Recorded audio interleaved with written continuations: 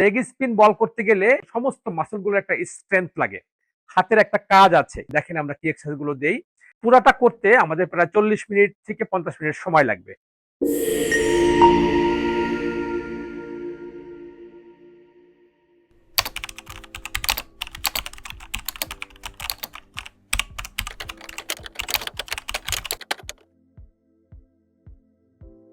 আসসালামু আলাইকুম শুধু দর্শক মন্ডলী, আশা করি আপনারা সবাই ভালো আছেন। পেইন কিউর অ্যান্ড ফিজিওথেরাপি সেন্টারের পক্ষ থেকে আপনাদের সবাইকে শুভেচ্ছা এবং অভিনন্দন জানাচ্ছি।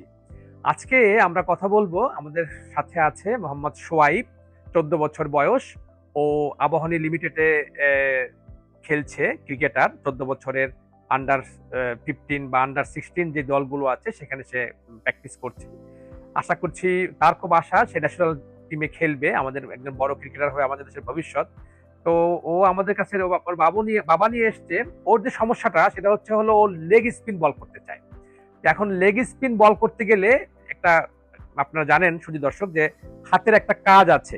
লেগ স্পিন বলটা করতে গেলে কোন কোন ফিঙ্গারের এই কাজ দরকার হয়, কোন এই রিস্টের একটু শক্তি দরকার হয়, তারপরে এই এলবোর শক্তি দরকার হয়, শোল্ডার জয়েন্টে কিছু শক্তি দরকার হয়, পুরো ওভারঅল শোল্ডার গার্ডেল মাসলের একটা শক্তি দরকার হয়। তারপরে সে যখন এরকম করে বল এরকম করে আগায় যাবে, তখন পায়ের মাসল, তার ট্যাঙ্কের মাসল, তার পিঠের মাসল, সমস্ত মাসলগুলোর একটা স্ট্রেংথ লাগে। এবং এই লেগ স্পিন বল করতে গেলে স্পেসিফিক যে মাসলগুলোর শক্তি বাড়াতে হয় সেই শক্তিগুলো তার কিন্তু কম আছে। যার ফলে হচ্ছে কি, সে ওখানে গিয়ে প্র্যাকটিস করছে ঠিকই, কিন্তু সে আশানুরূপ ফল পাচ্ছে না। পরে তার বাবা আমাদের কাছে নিয়ে এসছে। এখন আমরা তাকে আর দেখেন আমরা কি এক্সারসাইজ গুলো দেই। আশা করছি যে এক্সারসাইজ গুলো দিলে, আমরা কয়েকটা এক্সারসাইজ দিয়েছি কয়েকদিন, তাতে কিছুটা রেজাল্ট পাচ্ছি। আশা করছি আমরা যদি আরো কিছু এক্সারসাইজ তাকে এরকম 10টা বা 15টা সিটিং দেওয়ার পরে, এবং আমরা যদি তাকে একটু গ্যাপ দিয়ে আবার কয়েকদিন পরে আসতে বলি, তাহলে সে আশা করি একসময় বড় একজন ক্রিকেটার হবে। জি, তুমি শুয়ে পড়ো মোহাম্মদ সোয়াইব। দেখেন আমরা ওর পা থেকে শুরু করছি। ওর পায়ের মাসল গুলো একটু, মাসলের পাওয়ার কম, বাচ্চা মানুষ, ও ঠিক মতো খাওয়া দাওয়া করে না, পড়াশোনা করে, এই জন্য ও ঠিক মতো খাওয়া দাওয়া করতে পারে না, এবং মাসলের পাওয়ার গুলো যথেষ্ট পরিমাণের একটু উইক আছে। তো যেগুলো উইক আছে সেগুলোকে আমরা পাওয়ারফুল করে দিব। হ্যাঁ, তুমি এটা একটু উঁচু করো। হ্যাঁ হ্যাঁ, 1 2 3 4। হ্যাঁ, এটা এভাবে 4টা করে করলাম। এটা 6টা 10টা পর্যন্ত করতে হবে। এবার আমরা করছি এদিকের এক্সারসাইজ 1 2 3 4 5। এভাবে আমরা 5 করাচ্ছি এখন, কিন্তু আমরা তাকে 10টা পর্যন্ত করাবো।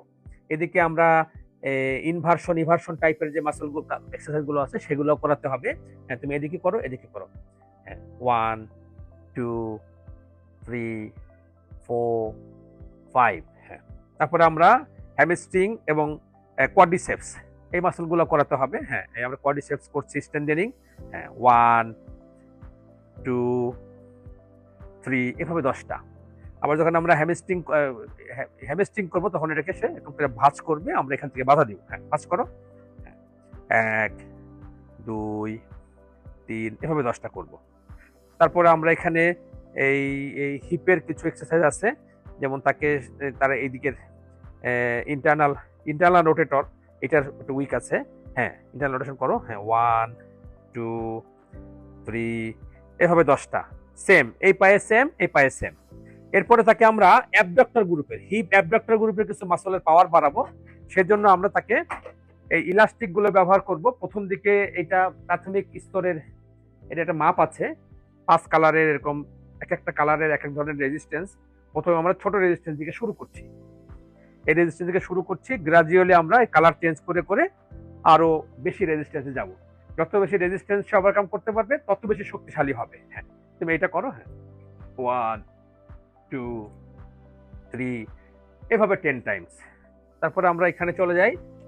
এখানে গিয়ে এটার একটু এক্সারসাইজ করতে হবে। হ্যাঁ, করো একটা একটা। হ্যাঁ, 1 2 3 4 5, এভাবে 10 টাইমস। তারপরে আমরা করব এই তার অ্যাবডোমিনাল মাসলের কিছু পাওয়ার বাড়াবো। তুমি পা দুটা এভাবে রেখে এটাকে তুমি পুরাটা ওইদিকে ঘুরে যাবা। হ্যাঁ, যাও। হ্যাঁ, 1 2 3 4। হ্যাঁ, এভাবে 10 টাইমস।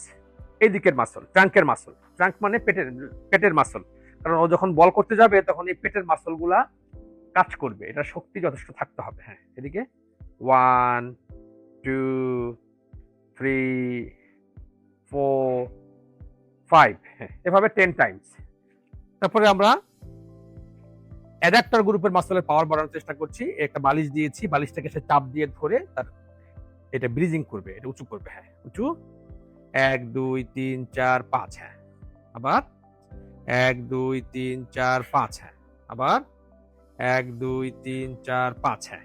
আমরা সবগুলোই শর্ট করে দেখাচ্ছি, আমাদের ভিডিও বড় হয়ে যাবে, কিন্তু পুরাটা করতে আমাদের প্রায় 40 মিনিট থেকে 50 মিনিট সময় লাগবে। সবগুলা মাসলকে যখন আমরা স্ট্রেংথেনিং করবো, আমরা হাতে যাব, হাতের আমরা শোল্ডার থেকে শুরু করি, শোল্ডার অ্যাবডাক্টর, হ্যাঁ, ধাক্কা দাও এদিকে, হ্যাঁ, 1 2 3 4 5, হ্যাঁ, এটা 1 2 3 4 5, হ্যাঁ, হ্যাঁ, ইনভার্সন ইভার্সন, সুপিনেশন প্রনেশন, 1 2 3 4, হ্যাঁ, রিস্টের কিছু কাজ, হ্যাঁ, 1 2 3 4 5, হ্যাঁ, এবার ফিঙ্গারের কিছু কাজ, ফিঙ্গার এক্সটেনশন করো, খুলো, হ্যাঁ, 1 2 3 4 5, তারপরে হ্যাঁ, গ্রেড 2 কি থামের কিছু এক্সারসাইজ। এবার হলো এই পাশে প্যারালালি করতে হবে, শক্তিগুলো বাড়াতে হবে। হ্যাঁ, এটা এইটা আমরা সবগুলো সংক্ষেপে দেখাচ্ছি, 10টা করে করতে হবে, সবগুলোতে সময় বেশি লাগবে, ভিডিও বড় হয়ে যাবে, সেজন্য আমরা একটা শর্টে দেখাচ্ছি। এবার আমরা তার কিছু কোর এক্সারসাইজ করব। তুমি একটু পা দুটো একটু ভাঁজ করে এখানে রেখে হাতটা একটু এরকম এরকম রাখো, রেখে এখান থেকে উঁচু হও তো দেখি 5টা বা 6টা। হ্যাঁ হ্যাঁ হ্যাঁ, কোরের কিছু এক্সারসাইজ। হ্যাঁ, একটু হ্যাঁ হ্যাঁ, আর দরকার নেই। এবার তুমি উঠে হয়ে বসো। এরপরে আমরা শোল্ডার গার্ডেলের, অর্থাৎ বল করতে গেলে কিন্তু পা দিয়ে দৌড়ায় এসে বলিংটা করবে। তো সেক্ষেত্রে এই শোল্ডার গার্ডেলের কিছু মাসেল, বিশেষ করে পিছনের মাসেল, শোল্ডার গার্ডেলের এই এক্সটেনশন গ্রুপের মাসেল, হ্যাঁ, যেগুলো হচ্ছে এই প্যারাইসপানাস মাসেল, তারপরে শোল্ডার গার্ডেলের কিছু মাসেল যেগুলো আমাদের খুব দরকার, কারণ হলে ও যদি শক্তি না পায়, ওই স্ট্রেংথ না থাকে, তাহলে কিন্তু বোলিং করতে পারবে না। যেমন পায়ের গুলা করলাম, টামির গুলা করলাম, চেস্টের গুলা করলাম, এখন আমরা এই আপার এই শোল্ডার জয়েন্টের কিছু এক্সারসাইজ করছি। ধরো, হ্যাঁ, রোয়িং গুলা করতে হবে, রোয়িং। হ্যাঁ, সোজা হয়ে ধরে তুমি এটা সোজা হয়ে ধরে তুমি এটাকে তোমার এই লেভেল বরাবর টানবা 10টা। 1 2, হ্যাঁ, এটা কিন্তু এই লেভেল থেকে পিছনের দিকে আসতে হবে। হ্যাঁ, একটা গেল। আর একটা হলো যে তুমি ধরে এরকম দেখাচ্ছালো, ধরে টেনে এনে ডাউন করে দিবা। হ্যাঁ, লোয়ার রোয়িং। হ্যাঁ, লোয়ার রোয়িং, টেনে এনে ডাউন। হ্যাঁ, এটা 10টা। টেনে এনে ছেড়ে দেবা। হ্যাঁ, আর হলো তুমি উপর লেভেল থেকে করবা 10টা। উপর লেভেল থেকে 10টা। হ্যাঁ, এই লেভেল, হ্যাঁ, 10টা। সবগুলাই এই শোল্ডার গার্ডেলের মাসল, শোল্ডার, হাত, এলবো জয়েন্ট, রিস্ট, ফিঙ্গার, সবগুলো একবারে শক্তিশালী হচ্ছে। হ্যাঁ, ঠিক আছে, ঠিক আছে। সর্বশেষ তুমি একটু উপর হয়ে এখানে শও। উপর হয়ে এখানে একটু শও। তো এখন যেটা করতে হবে যে ওর পুরা বডিটা, এই অংশ পুরাটা উঁচু করে ফেলতে হবে। হ্যাঁ, পা উঁচা করো, পা হ্যাঁ উঁচা করে এই হাত দিয়ে একটার পর একটা ঘুষি মারতে থাকবে এইভাবে 10টা। হ্যাঁ, আমার দিকে, হ্যাঁ, মারো, হ্যাঁ, মারো, হ্যাঁ, আস্তে আস্তে 10টা। হ্যাঁ, 10টা। এই গেল একটা এক্সারসাইজ। আইটা মনে হয় একটু রেস্ট নাও, একটু রেস্ট। তারপরে আবার উঁচু হও, বৈঠা বাবা। হ্যাঁ, উঠা হয় বৈঠা। হ্যাঁ, এভাবে। হ্যাঁ, রোয়িং। হ্যাঁ হ্যাঁ হ্যাঁ, দেখেন শুধু দর্শক, ওর পুরো বডি টামির উপরে আছে, এই অংশ সব এক্সটেনশন, তার মধ্যে সে কাজ করছে। প্রথমে এইভাবে করতে বলবো, তারপরে ওকে হাতে আধা কেজি, 1 কেজি এবং 2 কেজি পর্যন্ত ওজন দিয়ে 2 হাতে সমান করে এইভাবে তাকে স্ট্রেন্থেনিং করতে হবে।